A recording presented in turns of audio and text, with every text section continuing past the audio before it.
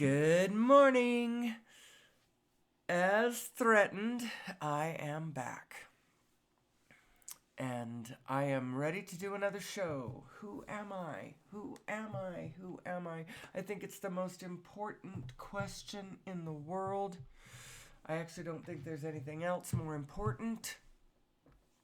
I think that once you answer that question or get in a mode of questing the answer to that question, that the world starts having more meaning. It's like, oh, that's what's happening. Got it. Anyway, I want to warn you this morning that I'm starting with a blank mind. I'm sitting here like I don't know what to say. I don't know what my show is, but I have faith. I have faith that if I get started, something will happen. It always does. Unless I'm not feeling well. Occasionally, I can't make it happen because of that. But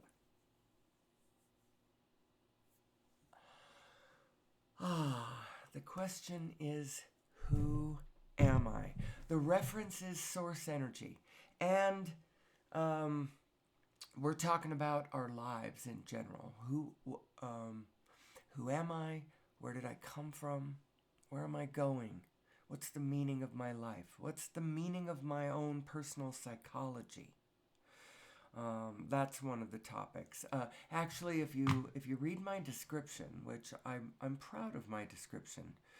Now, let's see. Let me go find my channel.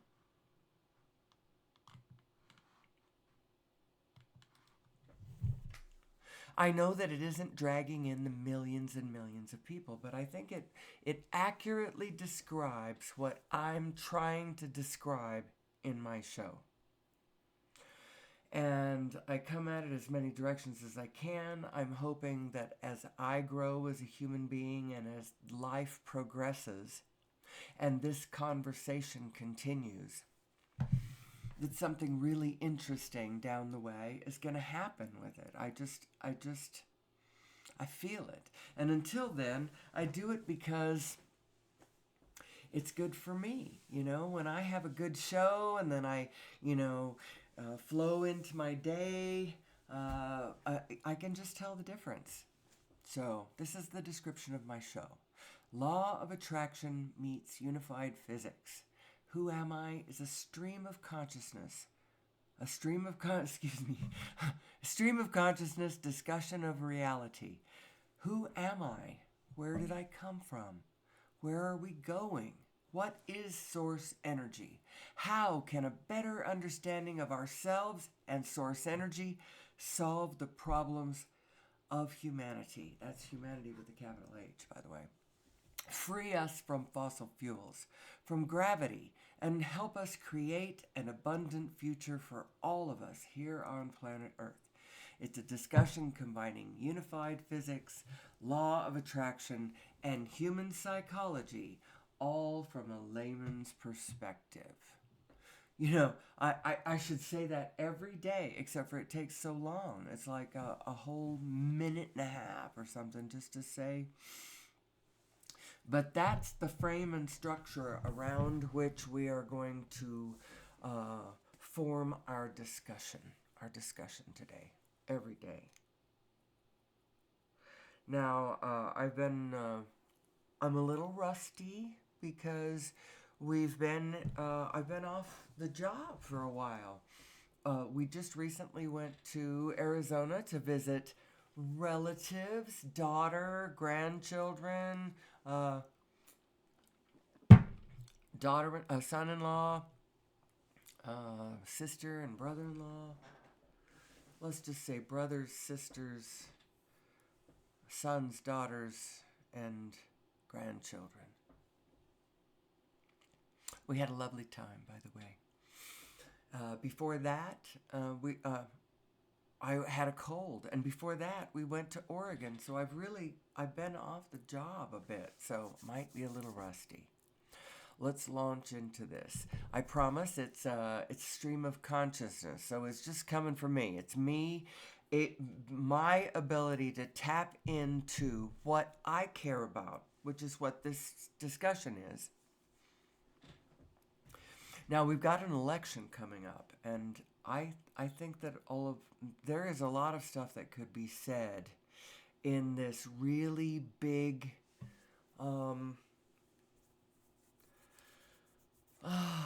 let's see, mutually knowing, non-resistant aspect of the universe where I could go to and talk about things that would be interesting about the phenomenon that we are all, witnessing and getting ready to witness. It's happening, it's underway. Early voting, mail-in voting, the actual election day coming up here very shortly. I have voted, and you should too. Although I gotta tell you, this whole exercise is not what our forefathers envisioned.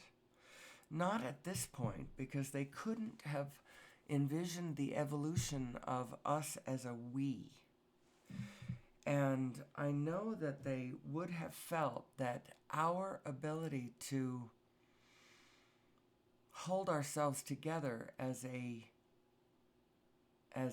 more perfect union kind of thing that they were talking about, some education was going to have to be involved, and even the civics that you and I don't even know who I'm talking to, actually. Am I talking to one of my peers? Probably not. I don't know who I'm talking to, actually. I'm not sure who my audience is. I don't spend a lot of time trying to figure out how to analyze. I know that from my side of it, I can see some things about who my audience is, but not a lot of specifics. And if you look at my picture, my identifying picture, that really doesn't say anything about who I am. Ooh, she's 20-some years old and she's got white hair. No, this is not true. And I don't even have white hair. Actually, I have brown hair.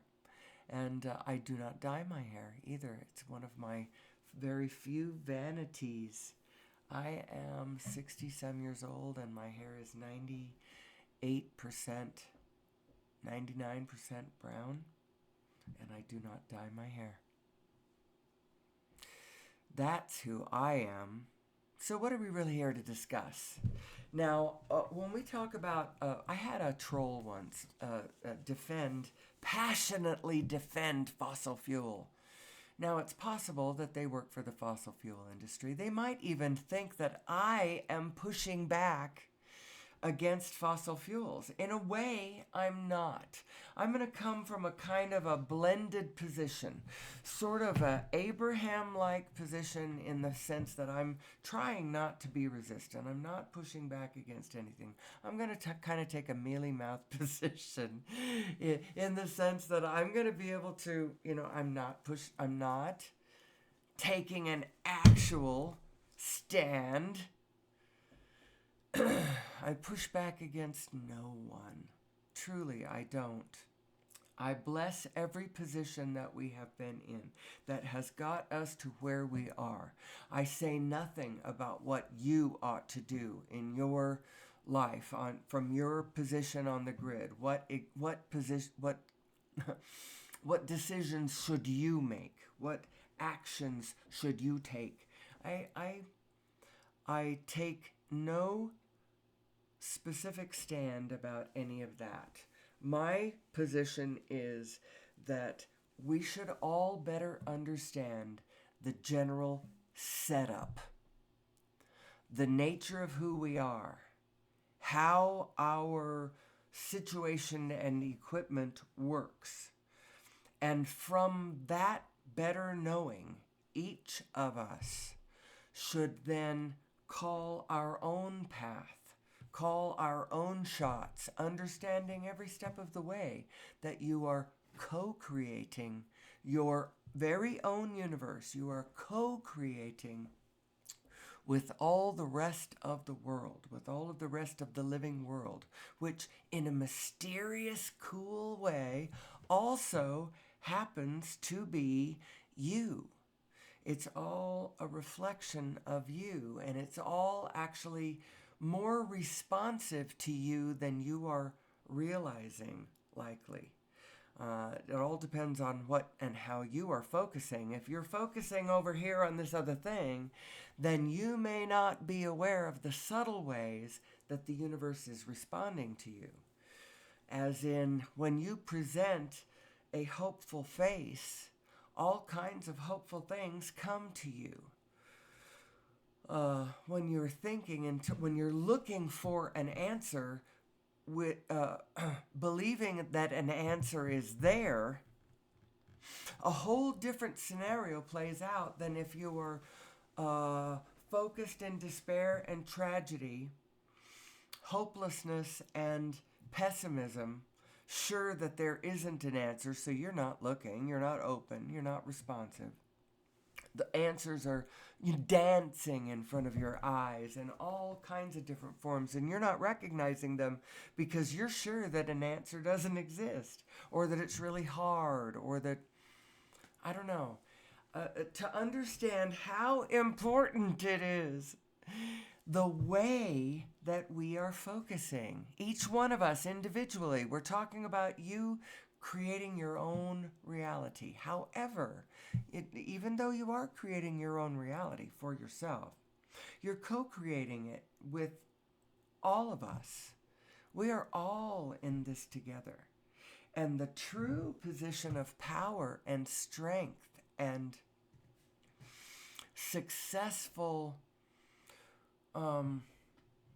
forward energy and pleasing manifestations and pleasing outcomes and wholesome relationships, that whole pathway lies I think it lies in an understanding of how this whole interactive grid, how this whole game, I don't know what kind of words to call the things I'm talking about. It is kind of like a game. We do play on kind of like a grid. How it all works. How does it all work? You get what you put out. That's one of the rules of one of the laws. What you put out is what you get back, actually, is how that is stated. Another law is the law of attraction, which has to do with how the points of attraction are interacting with one another, orbiting, bouncing around, gravitating in over here and pulling in cooperative components over there, how it's all pulling and playing together. That has to do with the law of attraction, which states that which is like unto itself is drawn. And how that works in the world for you is that when you are hopeful, how do I want I don't want to I can get into places where then I turn and look at myself and I say, what am I telling? Who am I to tell everybody? I get small feeling, and then I start feeling self-conscious, and then I'm like, I lose connection with my Abraham, which is, and then I'm like, do I really want to say it like that? This is how it works.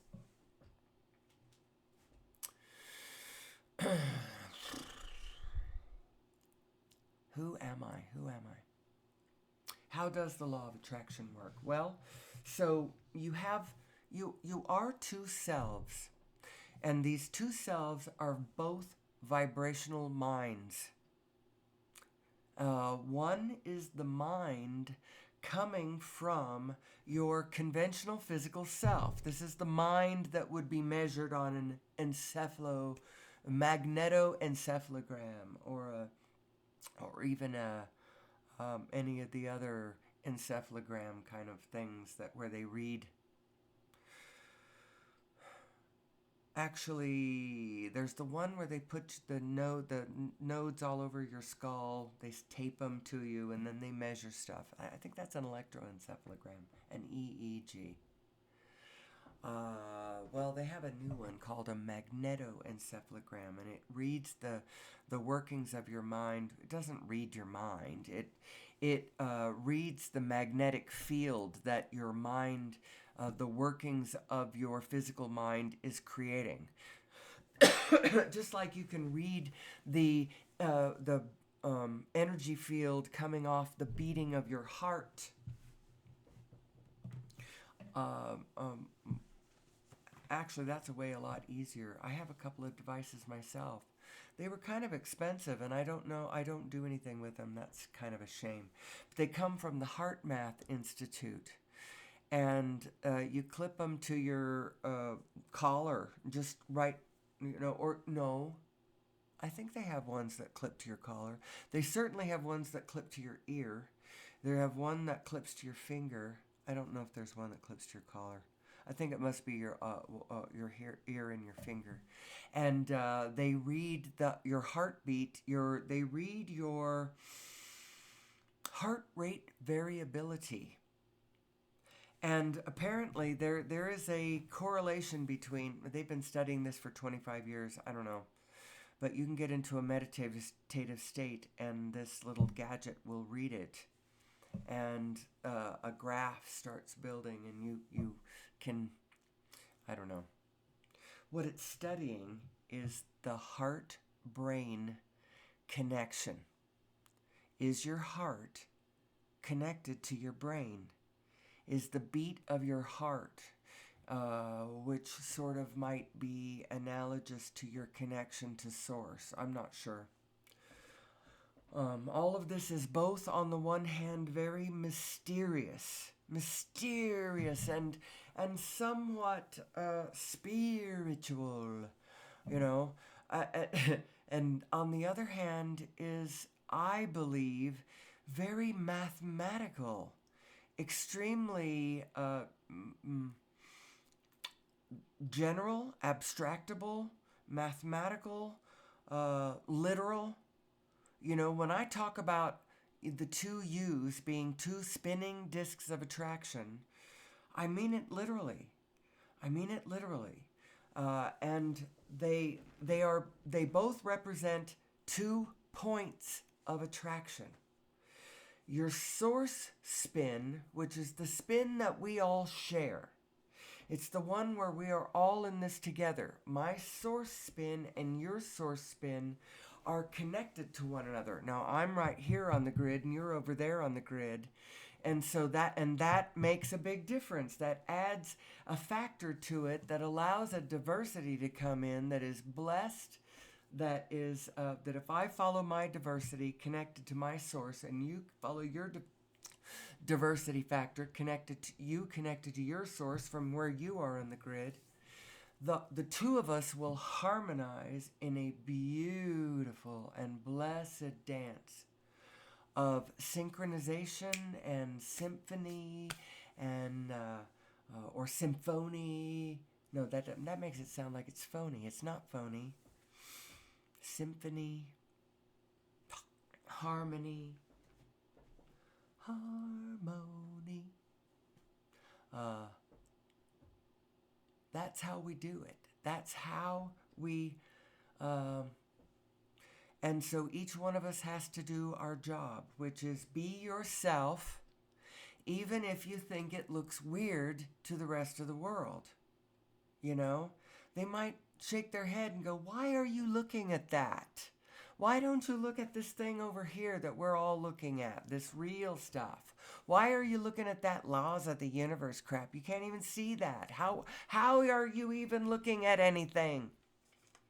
Well, I see it, and I be it. And I see my biggest task is, how do I live this belief that I have, that this is how we all mold and meld and dance together, that each one of us walk their path. individually. Don't do what you think somebody else thinks you should do, unless you think you should do it. I mean, truly. And don't should all over yourself. Do what you want to do. Because I actually believe that everyone wants a world that's alive. I don't I don't think even the bad guy wants the other to not succeed. Well, actually, it all depends on how far you have taken the paradigm of competition in your brain. If you take it all the way to the pure, the purely negative, opposite, crappy way that Hitler took it, which was this idea that it was necessary for human beings to always be in mortal combat with one another. It was right and pure and good and best and desirable for us to be in conflict with one another because that's how you honed the steel, you know? That's how you decide who survives, who's fit, who's fittest to survive, who's the fittest. We have to be in competition in order to resolve that. Right? Well, no. No. We do not have to be in competition with one another, and it is not survival of the fittest. It is survival of the fit. And it's not competition, although there is an element of competition to it. Yes, there is. But you don't do it. So I just had something just sprang into my mind. So you have 1,000,000 little baby turtles that hatch on a beach and head for the sea. Now, in a way, those baby turtles, you might think of them as being in competition with one another, but they're not in competition with one another. In actual fact, each one of them just has to go out and work their own way just do their own thing, keep their eyes forward and swim out to sea, find the sea, swim out to sea. The little baby turtles are not fighting one another on the beach to survive. It's not necessary. It doesn't have anything to do with, being fit to survive or being, cognizant of your true surroundings, your true situation, your literal situation, being physically, actually aware of who you really are and what you are really doing on the grid with the rest of the survivors. What are we doing? Well, and who are we and where did we come from and where are we going and how can this better understanding help us, get farther down the road? And I'm not saying that, I'm not cursing fossil fuels. I'm just saying it's not adequate to our needs anymore. It's not adequate to our desires, to our true desires. Our desires there's a lot of things that we desire that we're not going to really be able to do until we tap into an energy source that is not finite, that is not bounded by a carbon footprint, that is not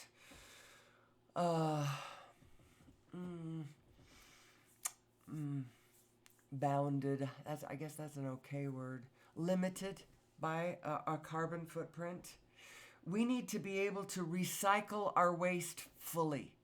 We need to be able to resequester our carbon that we've got, the problems that we've got, resequester it upon desire. As a matter of fact, as the planet warms, we've got methane pockets that are going to start popping, that are going to really warm the planet quickly. But we could fix this. We've got to hone the technology of resequestering this stuff, but it's going to take energy, and you can't use energy that that has such a large carbon footprint on it that I've dug out of the ground and then I sent down the pipeline across the sacred aquifer to the refineries at the Gulf, then put on ships and sent across heaving seas, the whole time hoping and praying that pipelines don't burst, that ships don't sink, that millions of gallons, because these barges and pipelines can really, we're really good at this stuff. They can carry a lot of product. Praying that they don't burst so that, that the living, the beautiful, alive, blessed are not compromised.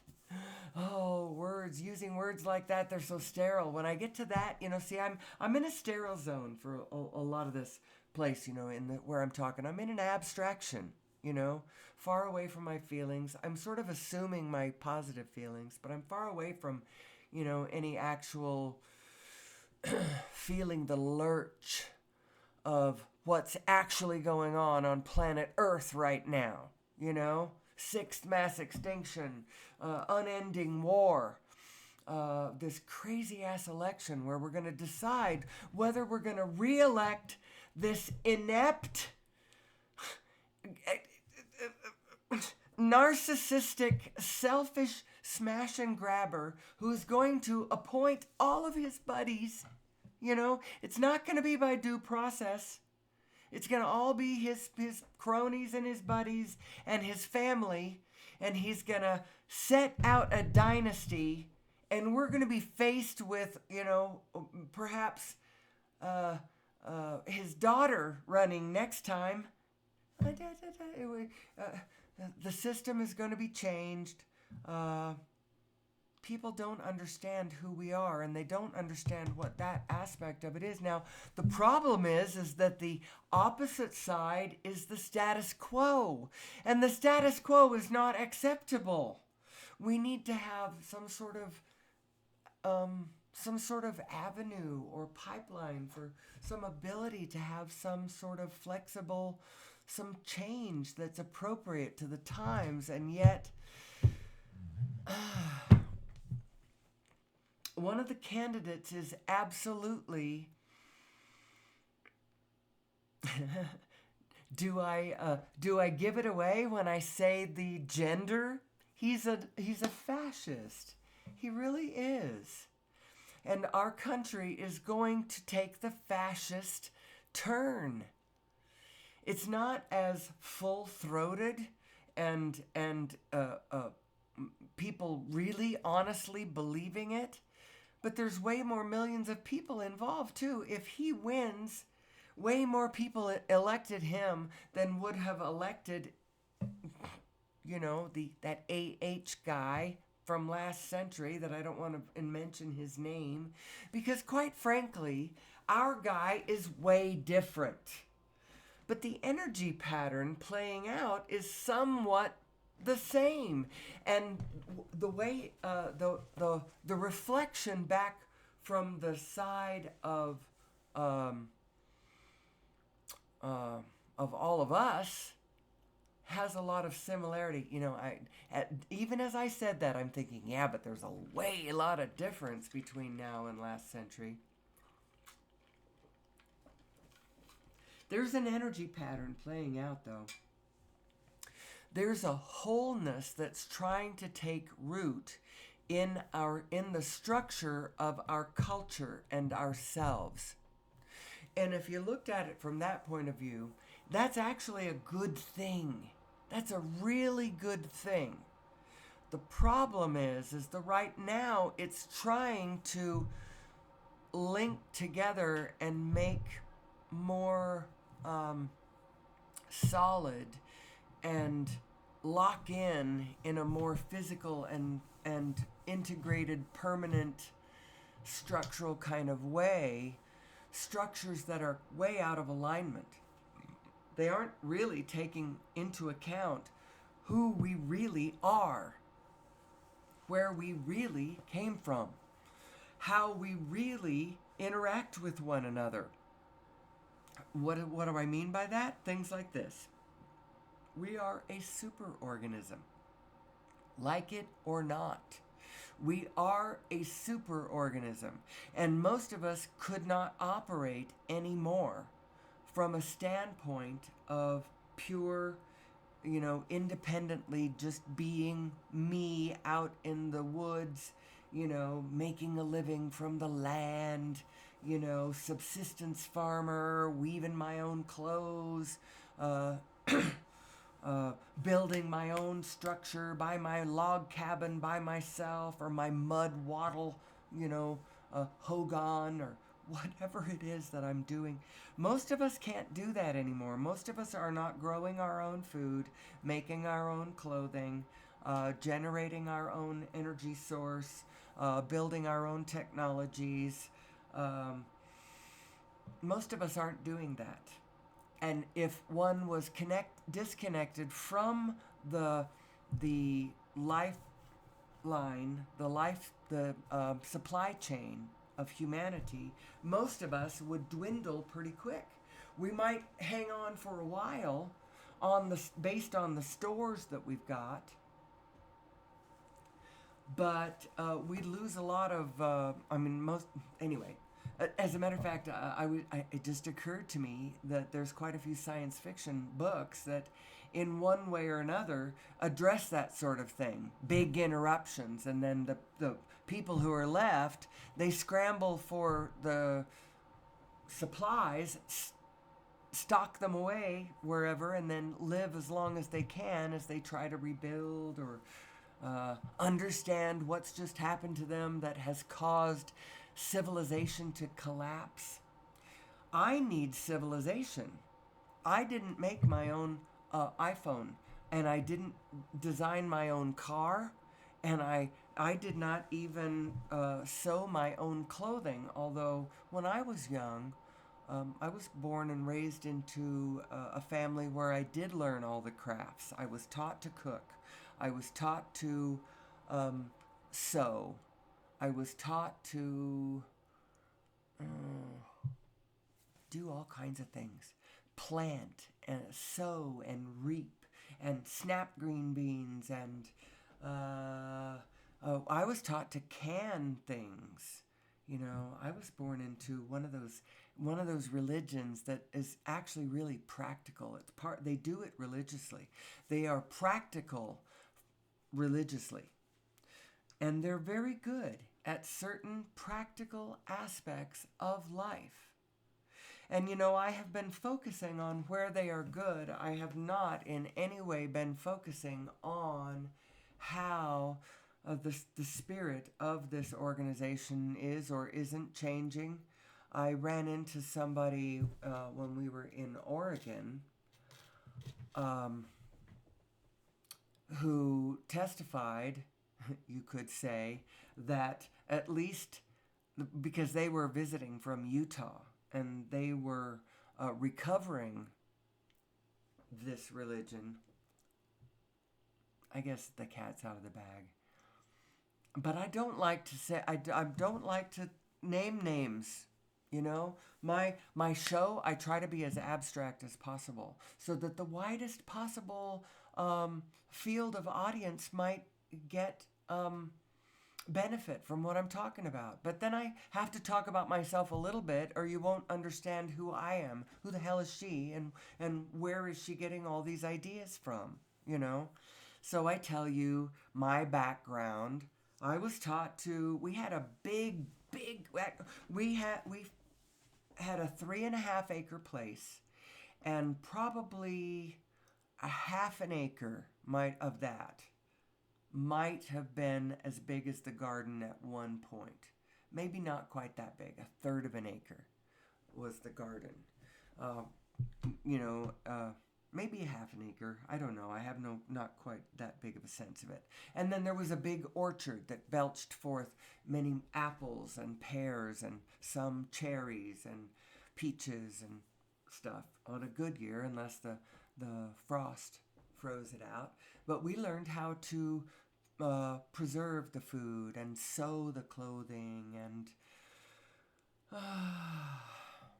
They're good at raising children and burying the dead and organizing bake sales and Boy Scouts, and they're good at organizing. They're a good beginning organization. They just have to stay in the right spirit. And in some ways they had the right spirit. I was trying to tell this recovering one, that I thought the church at its best had this spirit. But she's saying that they're kind of de-emphasizing that these days. Things like the spirit first, and then we talk about the gospel. You get into a spirit of loving, kind, open-minded discourse, non-resistant. You get into alignment, basically, with your inner being, and then you talk about things. And you don't talk about things if you aren't in this spirit. But apparently, the state of, or at least from her experience, the state of the church from within the state of the church, Utah, is not that spirit anymore, at least from her perspective. Now, it minded me immediately of high school, which when I went to high school, I felt like the high school at the time was whatever the student wanted to get out of it, because there was a lot of people around me who were goofing off, who were not getting a lot of education out of their high school experience. They didn't give a crap, and high school didn't seem to, just wanted to get them through with their group. Now, I loved high school, and I got an awful lot out of high school. And it occurred to me as I was going through high school, gee, isn't this interesting? It's what anybody wants to get out of it. If you want to get something out of it, there it is. There it is. And I believe that school probably still is that way. If there is a student who comes to the table wanting to learn for the sake of learning, because they enjoy learning, because it's fun. I was one of those kind of people. I enjoyed learning, and I believed in learning.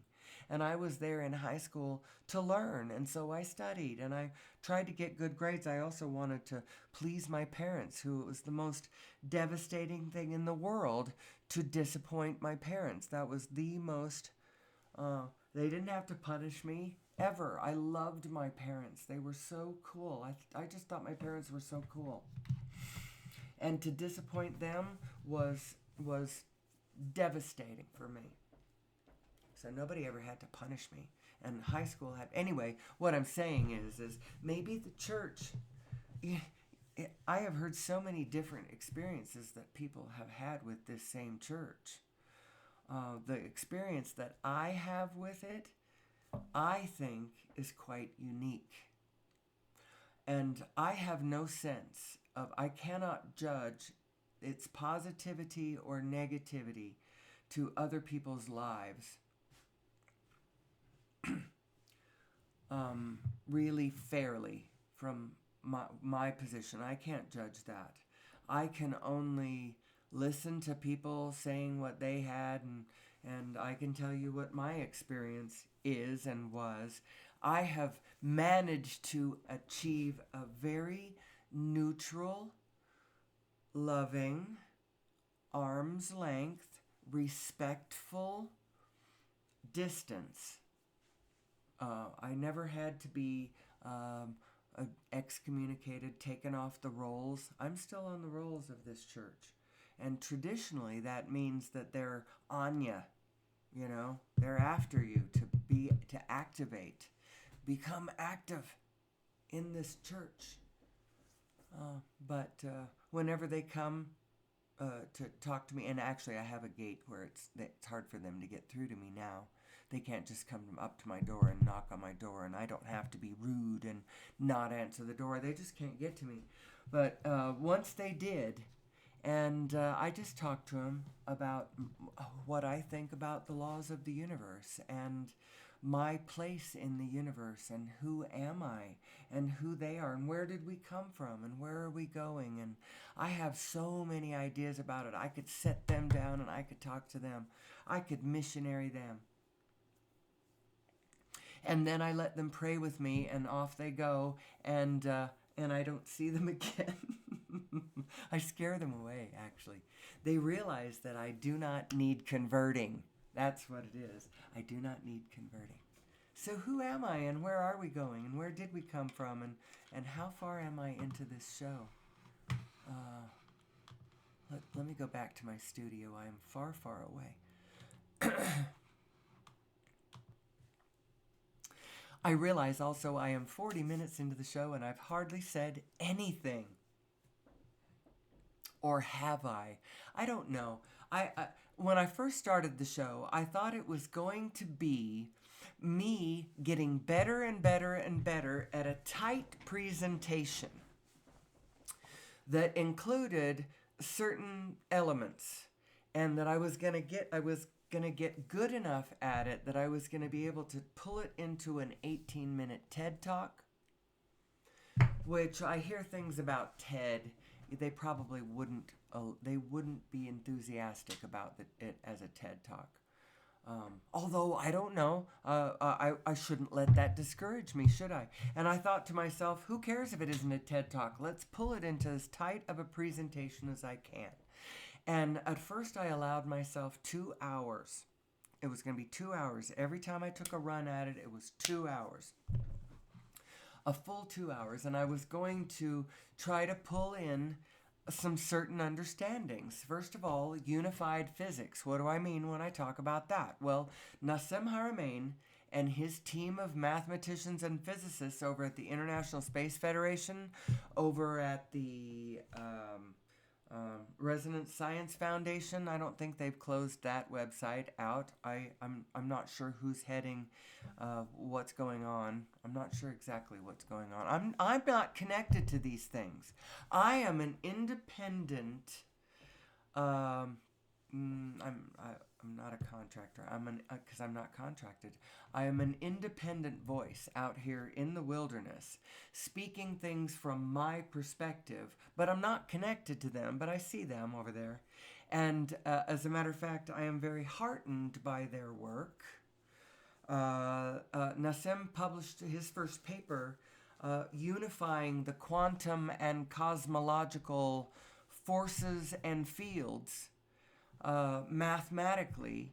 Conventional physics and mathematics has not done that yet, has not unified the forces of the forces within an atom, powerful, strong forces holding an atom together, with has not reconciled it mathematically with the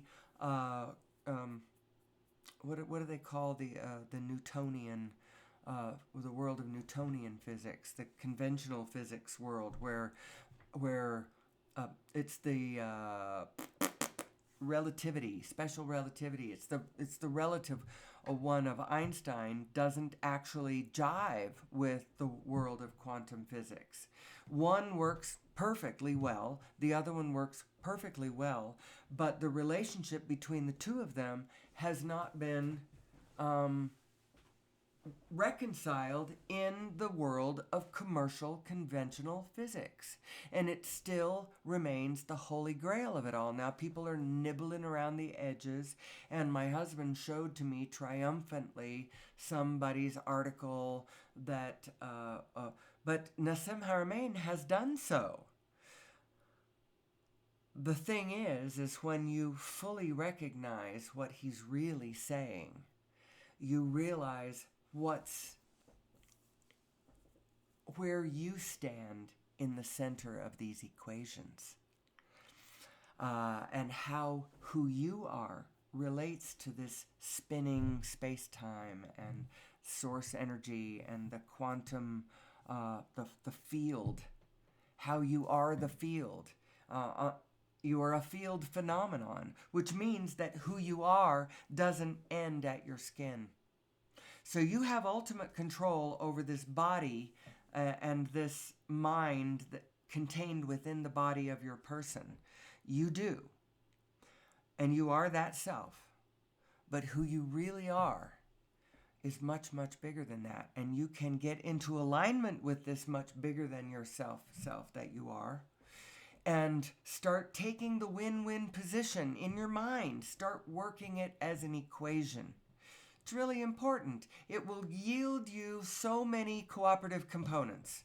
Whatever it is that you're doing, whether you're trying to start a restaurant business or whether you're trying to get, people to cooperate, you're organizing people to cooperate to some objective, whatever it is, if you keep in mind at all times in your, so you might be involved in things that other people are not interested in. Well, that should be a good big clue.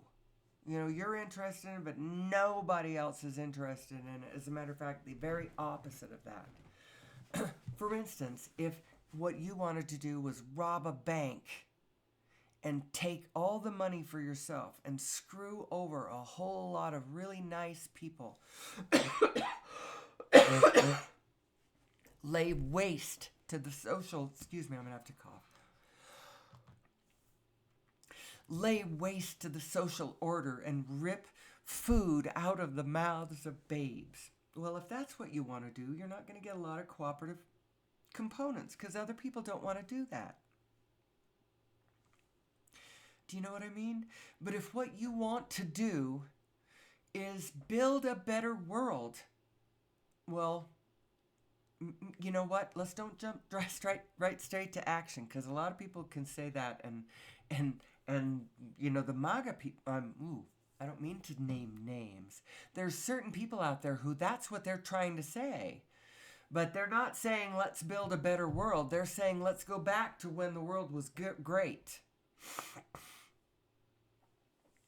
Let's do it again. Well, there's actually nothing wrong with that. We made her great once, and there's problems.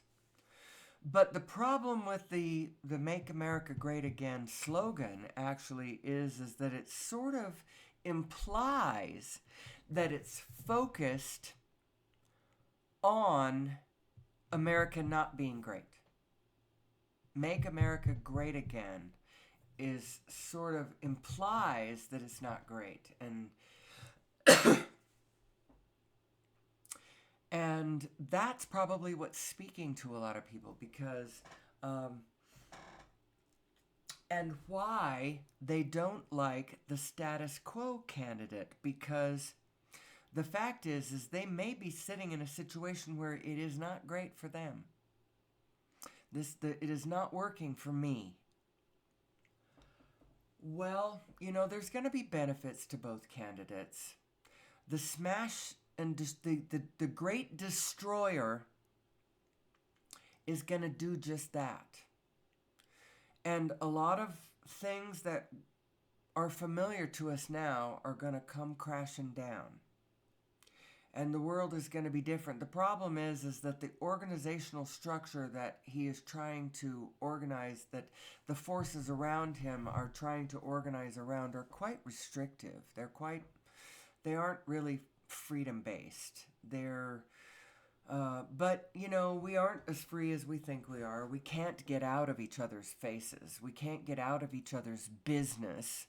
We try to, but we can't. We should, but it's really hard. We should let each and every person call their own path, call their own shots, make their decision from their position. It's true, we've got to get to a position where we're allowing people to do that, but it's most advisable to teach people who they are first and show people this connected order that we are all a part of, and that peace and cooperation and kindness and allowance and creativity and I could think of a lot of words that just kind of sound generally positive to me. I'm not sure exactly the exact point I'm making, except that there is a way through this. it has to do with frequencies. It has to do with what frequency are you on most of the time. Are you on what aspects of the universe are you tuning into? Are you tuning into the stations of chaos? Are you tuning into the stations of coherence? Now, I mentioned the other day in a show I did the other day about Maxwell Smart. You remember Maxwell Smart and the two. Now he worked for Control, and so those were the two organizations. Chaos was the opposing organization, the organization of evil. And you know what? It's really funny, but that's a caricature of what's going on, but there's kind of a thing like that, but not really, because the organization of is not control, it's coherence, it's not control. The one we're looking for, it's not control. The one on the other side starts looking like the one that's chaos actually looks like control for a while. It's the Hitler side. It's the right wing ultra uber law and order side. You want to be careful of that one. You want to be careful of the party, the side of the equation that as things start getting a little disordered and a little chaotic, because we don't know who we are and everybody's just kind of going their own way, like it's like herding cats. We are like cats. The answer to herding cats is you've got to allow the cats to be themselves. The answer is not to herd them all into cages and force them to, be controlled. That's not, that would be the saddest civilization of cats ever. You don't want to do that. That's what human beings are like. They're like cats. It's probably the reason that the Egyptians worshipped them, because you couldn't control them the same way that you could dogs, although, I have to say they had that Anubis guy that they worshipped too. I don't know if they worshipped the character of dogs, though, or whether there was just a god in the shape of a dog. I don't remember a god in the shape of a cat. Well, unless you count the Sphinx. That's not the same thing, though, is it? I think that they revered the character of cats for spiritual reasons, for metaphysical understanding reasons. So, where are we in the discussion? I haven't gotten very far, and yet I see that I am already 52 minutes in. It's because I haven't really settled on exactly how I'm going to do the show, and so I'm just blah, blah, blah, blah, blah, blah, blah. The one thing I do promise is that it is stream of consciousness. I'm just kind of bibbity-bapping, talking about stuff.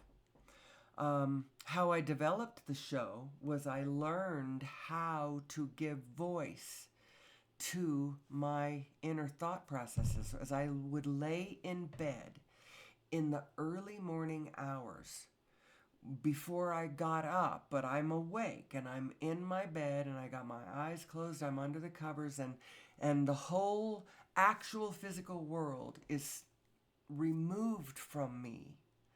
I could feel my thought processes running through my brain.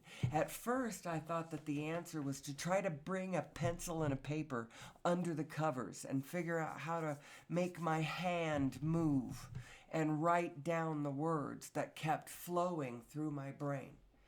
And then I started this other technique where I started getting up at 4 o'clock in the morning and coming downstairs in the middle of the night. And then I would sit up, but I'd keep my eyes closed in a dark room and I'd start speaking, aloud, just riff, just trying to get grease the axle is what I was going to say. I'm not sure if that's quite the accurate analogy, but get it going.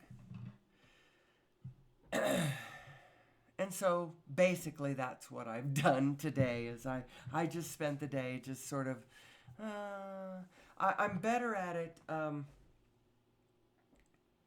when there's no reality at all, when I'm not actually using my voice, when it's absolutely quiet, I'm still better at reaching farther and farther and farther in the way that I can pull thoughts together and make connections between pure connections between things that have nothing to do with physical reality out there. Any specifics of it anyway. But only the pure laws of the universe. So before I'm actually done with the show, let me take a stab at it. I started and then I stopped. I started to talk about literally your 2 points of attraction. You are 2 points of attraction. One is controlled by your source mind. This is your greater self, your bigger self, your vibrational self. I think of it as your vibrational cosmic anatomy. But it's more than that, because it is you and your data and awareness and continuum that extends far greater than just you in your little physical life. It's like the blueprint for your whole self. You are the whole universe. And the whole universe is you. It's both. It's back and forth because it's holographic. And it's literally holographic. It's literally, mathematically, physically holographic. All the data and information is flowing and exchanging across this oneness that we all are. And why is that important? The reason it's important, because it seems like an esoteric factoid, doesn't it? Ooh, isn't this like interesting? Like I had a really cool math teacher back in college, and he would say that God was a mathematician, and he would prove it by pulling up all these really crazy ways that the universe relates this way and inside and out and backwards and forwards through mathematical equations. Here's this natural logarithm, for instance, and here it shows up here, and then here in this way other place, this same irrational ratio, this same number, here it shows up again. Anyway, he was always showing us stuff, which I couldn't show you that now, but I can't remember the really cool things that he used to, but in any case, so apparently we are literally 2 spinning discs of attraction. And one is your greater self, the one that's attached to all things real, attached to way more than just you, and it's vibrational, and it's really attached to all things. Although your personal point of attraction and information, you can use from your position as it's all yours. Your point of attraction from your source self, it's all yours. It's thinking only of what you want. It just happens to be that from that perspective, what you want coincides with what everyone else wants too. Everyone else wants to find our whole self and pull it together. Everyone else wants full abundance and full synchronistic, harmonized, energized, full deep-throated, high-flying,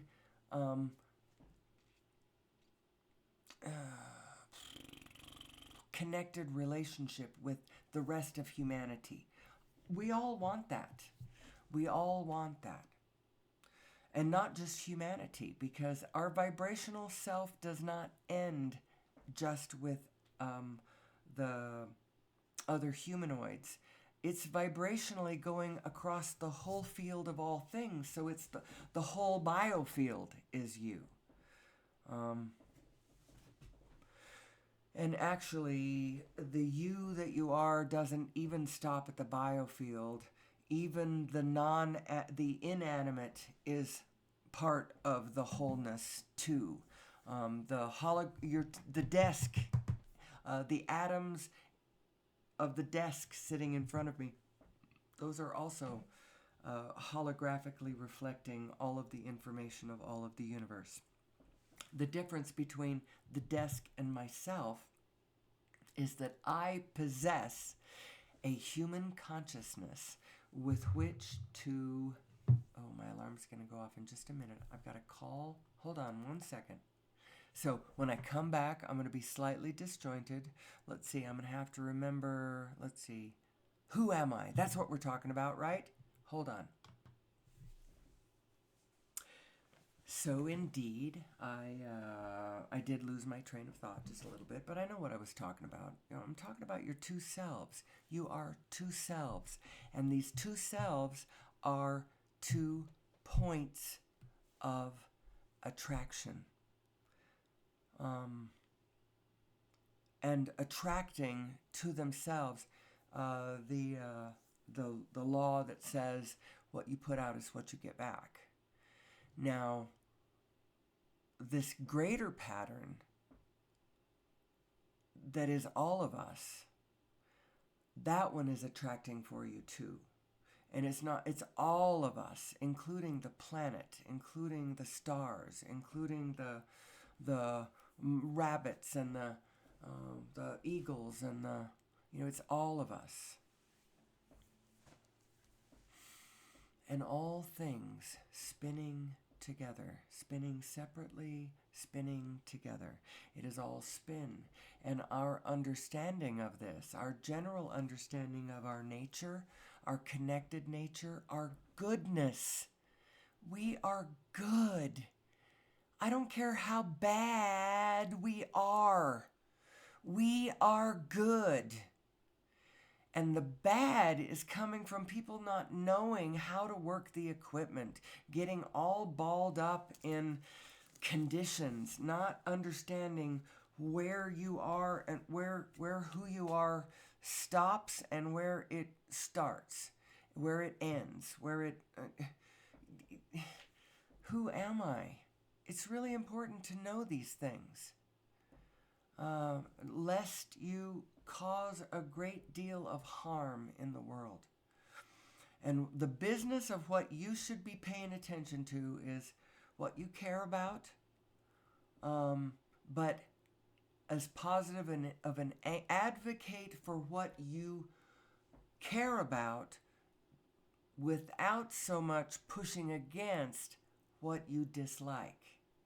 Now, that's a fine-tuned dance, isn't it? It really is. That's a fine line. How do you advocate for what you want without pushing against what you don't want? So how do you advocate for peace without pushing against the guy making war? You got to understand we are all in this together. And your neighbor is your unknown self made visible. And we are a shattered, fragmented wholeness of a psyche across the globe. And every one of us is valuable, every single one of us. I don't care if you are the autocrat. I don't care if you are the...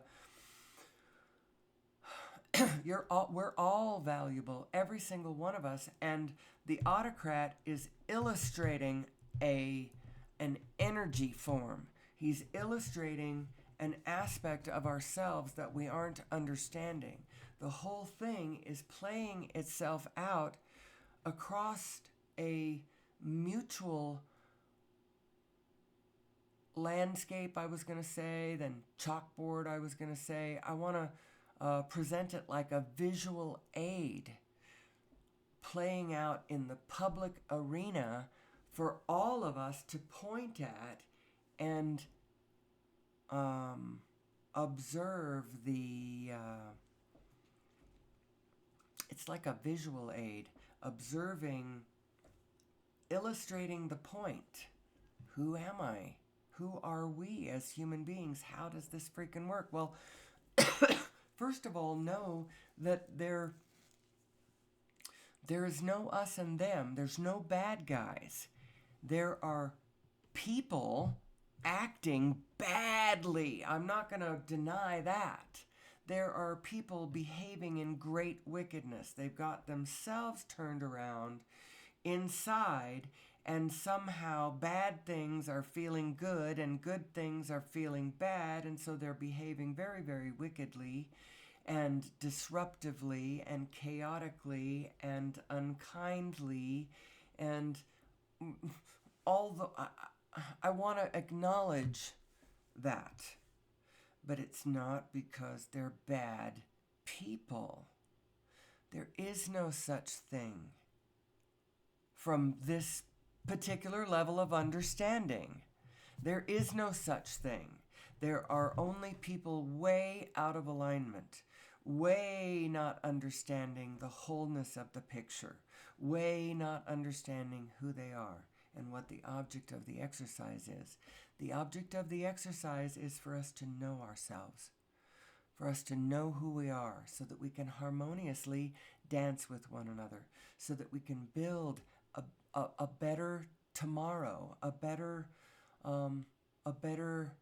more perfect union amongst ourselves, so that that collective being that we are, that is feeding us, that supply chain that's feeding us, literally filling the markets and with food and clothing, and filling the home improvement stores with building materials so that we can build our housing, and filling the tech stores with our technology so that we can communicate with one another and entertain ourselves and all that sort of thing. I want that machine to not be destroying the biosphere. And I believe that the most direct, the most obvious way to make that happen is to understand and plug into a clean, free energy source. Well, there happens to be one. It's 0-point energy. It's the field. It's the quantum field. Everywhere you look, no matter where, even if whether it looks like stuff or whether it looks like space, it doesn't matter. It's all plonks touching each other and spinning. When they're spinning, when they're organized into spin, it looks like stuff. It looks like the material world, atoms and molecules and such.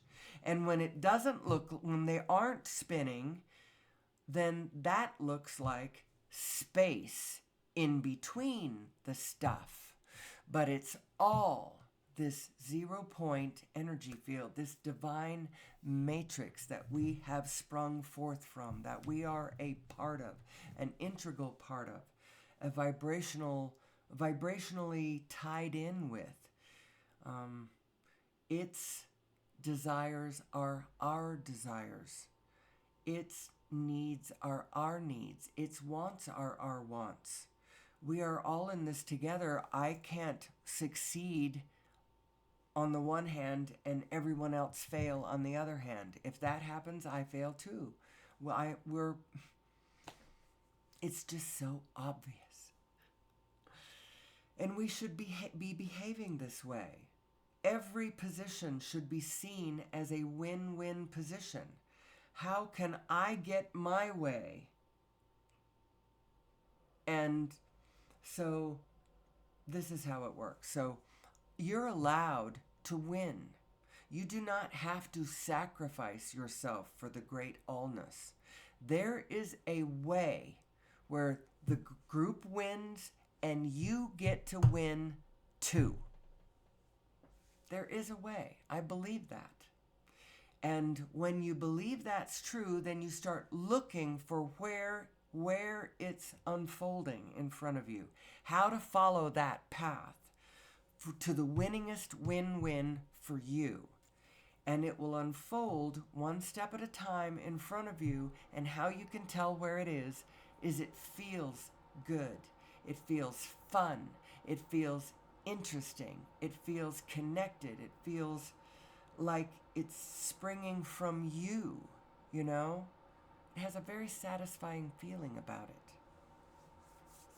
And the better you get at following that feeling, the more I believe it's going to I am looking forward to telling you all about how my life unfolds, how I find my way. Because I'll tell you where I am in my pedagogical journey. We are retired. I do not stand at the top of a multi-billion-dollar empire. I don't. We have a very modest little enterprise going on the other side of town, and right now its stated goal, its mission really is just to pay for itself through the winter while we all get ourselves into the right position to market it properly in the spring and sell it for more than we were going to get it if we just tried to dump it last fall. So that's all the only empire I'm sitting on top of. My husband is retired. He's got a decent 401k. He worked for 45 years in the same industry. 20 years of it for the government, and 25 years for an independent contractor, a business that is not the government but works with the government doing the same thing. He worked in the same industry for 45 years. And we've got a little nest egg, and he's got his little government retirement as well. And that's it. So it's finite. It's generous, but it's finite. And now he has a retirement pay that will come to him as long as he lives. And that's not finite, but it will end the minute he dies, because we never paid for it to keep going after he dies to cover me. I will not get that. Once he dies, that one goes away. What does all this mean? It means that I'm sitting in a position, so I had 2 children, but it was never my ambition to found a dynasty or to found a family structure. I didn't want to do that. That's not what I wanted to do. But then I got pregnant, and so then I got married. And he was an alcoholic, and he was train wrecking our whole family enterprise was going to go right into the ditch, and painfully so, and did in a way, because he died in a car accident. But then that gave us some Social Security, and that was great. So now I was able to just peacefully raise the girls. I met the love of my life, married him, and have been married I've been with him for 25 years, married over 24 years. Been with him for like 26 years. Coming up on 26 years, I think.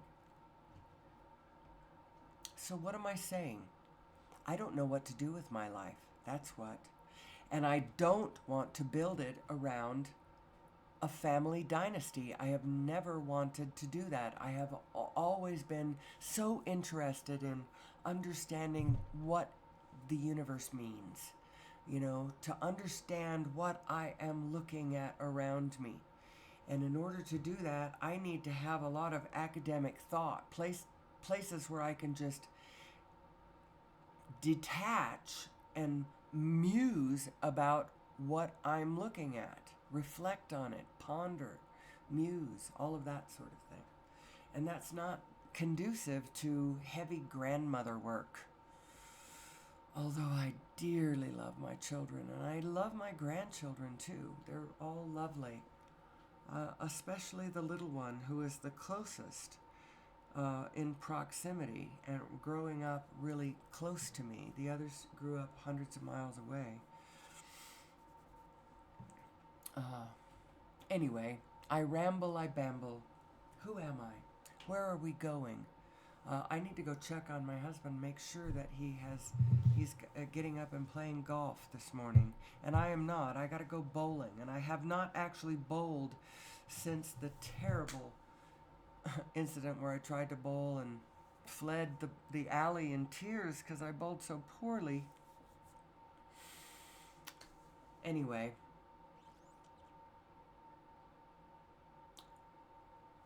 I will continue to let you know who I am so that you will understand what my mission for my life is. I want to try to find a way to help my people understand some of the things that I have come to understand about who we are. Because I think that the more that humanity generally understands generally who we are and how this works, the more we will form a more perfect union. The more that we will be peaceful and harmonious and cooperative and co-creative upon this planet. And that is my intention, my humble desire. That is all I desire. Now, would I also like to be personally successful as I do this and have a lot of fun moving around the world talking to people I don't know about this? Absolutely. I would like to figure out how to weave all of this together. Now, I could just go take our money and buy trips around. I have done that. We have done that. We did that last week. But that's not really what I want. I would like to travel and interact with my fellow human beings in a particular way, where I help spread this loving message. There is a way out of the wilderness, people. It is clean, free energy for all of us, anywhere. It's going to put the fossil fuel people out of business. But those fossil fuel people are us. It's going to put a lot of us out of business. And what are we going to do with those families who are put out of business? They still need to feed their children, and they're going to fight the new energy tooth and nail until we realize that we are all in this together. We need to take care of each other so that we can all be flexible about what we do and do not do, so that people can be brave and try new things. Because if they fail, well, that's okay. We'll all catch each other because we're all striving for the same goal. We all want to be mutually abundant, and we all want to be mutually successful, mutually industrious. We all want that. How do we get there? Well, I'll be back again tomorrow morning. I probably won't go longer than this because this is an hour and 17 minutes. That's plenty of time. Until such day, I do my marathon, which stay tuned for that. I'm starting to revisit that old thought. I was talking about that before July, but I think I would like to do a marathon. Work all day, and that way I would go in and talk about all of the aspects of my presentation, the genetic modification, all of the mathematics of the unified physics, the psychology of the binary self that you are. We'll throw in cymatics and talk deeply about the steps of creation and your emotional guidance system and all of that over, who knows, 4, 5, 6, 7, 8 hour period. I don't know how long I can keep it up. But in any case, that's enough for one day. I got to go make some breakfast for my husband, who's going to play some early golf. And then I'm going to go try some bowling. And I'll be back tomorrow, though. We'll take another run at it. Answer the question, who am I? Where am I going? What's the object of the exercise? And more questions besides. And until then, you do your best. Be nice to somebody. Start with yourself. Be nice to yourself. And until tomorrow, that's probably the best way to let Source be with you, because Source only loves you. You are Source's vehicle into reality. Of course, Source loves you. Source knows how painful it is for you to be on the edge of trying new thoughts, and are they painful or not painful, and you're physically vested, and you've got pain receptacles and all that kind of stuff. Oh, Source loves you. Source loves you. And Source is satisfied and happy in this world. Try to find your way to your Source. Do the best you can. And until tomorrow, as always, may the Source be with you.